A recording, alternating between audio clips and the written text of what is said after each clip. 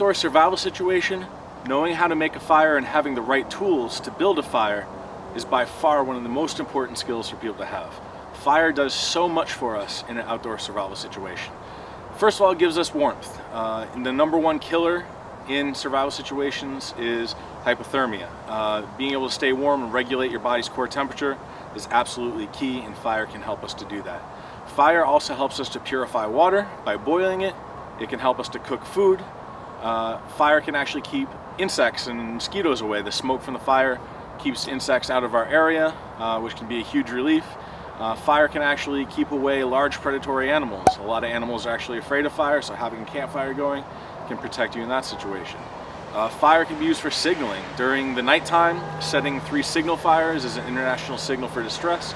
During the daytime, having a smoke signal rising from your fire is also a really way to be found and to signal and to be located. On top of all that, after thousands and thousands of years of human evolution, just having a campfire is a huge boost to our morale. There's something about sitting around a campfire that basically just makes you feel better, makes you feel comfy and cozy, and can be a really huge help in a survival situation when you need to keep up your morale and you need to keep a positive attitude. So fire is incredibly important for our survival skills. It's always good to have several backup ways of making fire with you at all times.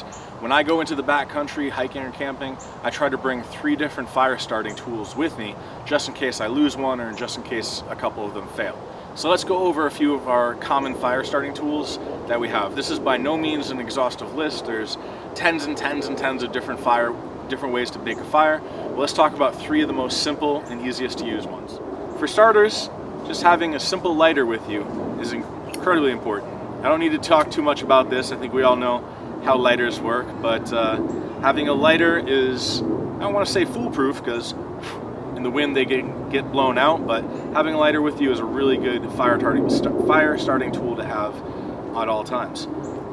One issue with the lighter is eventually you're going to run out of fuel, and as I just showed you, a lot of lighters are not windproof and they blow out fairly easily in high winds, so that's something to consider with the lighters.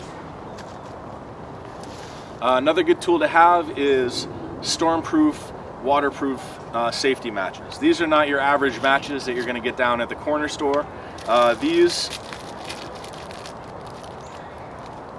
are coated with very special chemicals. I'm going to show you. Highly flammable chemicals that make this look very different than your average match.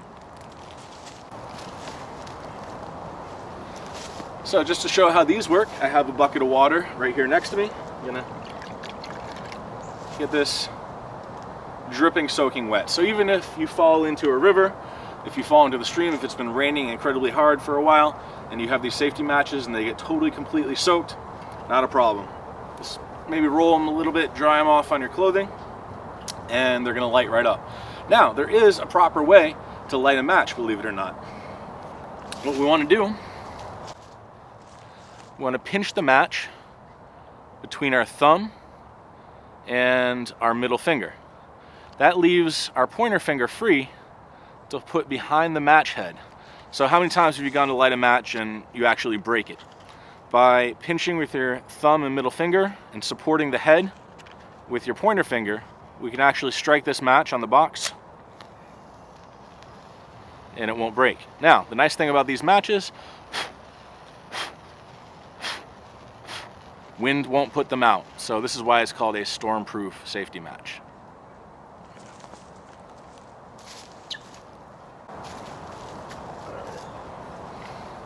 Now, finally, the third tool, and my favorite tool to bring out for fire starting, is something called a fire steel. This is called a fire steel, a Swedish fire steel, or a ferrocium rod. So as we can see, this is basically a special type of metal called ferrocium and a high carbon steel striker. So you can use the striker that comes with it, or you can use the sharpened back of a knife. The really nice thing about these fire steels is that just like those safety matches, if these get wet, they still work. So we're going to throw that right in our water bucket right here and get that dripping wet. So once again, you fall in the water, you're stuck in a rainstorm without protection, no problem. It's going to take that rod, give it a little shake, get it dry, rub it on your clothing maybe a little bit. And even after being totally soaked, immersed in water, still use it to get some good sparks. So the other benefit of the fire steel over those matches is eventually you run out of matches. So with this is going to be good for thousands and thousands of strikes, so you can get thousands of fires lighted on the same steel, and it won't run out very easily. It'll last you for a very, very long time. So there's actually several methods of learning to strike the fire steel to cause sparks. Depending on which one you like, you got to practice and kind of find out and figure out what works best for you. But the methods are basically as follows. You always want to hold the fire rod, the fire steel, in your non-dominant hand. So for me, I'm right-handed. I'm going to hold the striker in my right hand always, and the rod in my left. So the first method, you want to hold the striker at a 45-degree angle. Never straight up and down, never too flat, but at a nice 45-degree angle along the spine. And for our first method, we're going to hold the rod steady, and we're going to push forward with the striker, just like this. So the harder you push down, the harder you push forward, the bigger sparks you're going to get. Now the second method is very similar. We're going to hold the striker and the rod in the same way, except this time I'm going to rest the striker hand down on something solid, hold it at a 45-degree angle, and we're going to pull that striker backwards. Some people feel that this can give them better control of where the sparks go. They can make bigger sparks like this. Once again, it's all up to you and what you decide is best for you. Now, the third method, I find it works a lot better with the sharpened back of a knife than with that striker. But if you really want to make some good solid sparks that are going to stick around on your tinder for a while, basically what you want to do is you want to take the back edge of your knife, if it has a sharpened edge, only if it has a sharpened edge. You take the back edge of your knife, you're going to just take more or less the tip of the fire steel. So basically the knife is going to go right up there against the little end part, just the tip. And with our thumb adding extra force to the back of that knife, we're going to basically, oops. There we go. There we go. All right, so with our thumb putting extra force on the back of that knife, we're basically just going to use just the tip,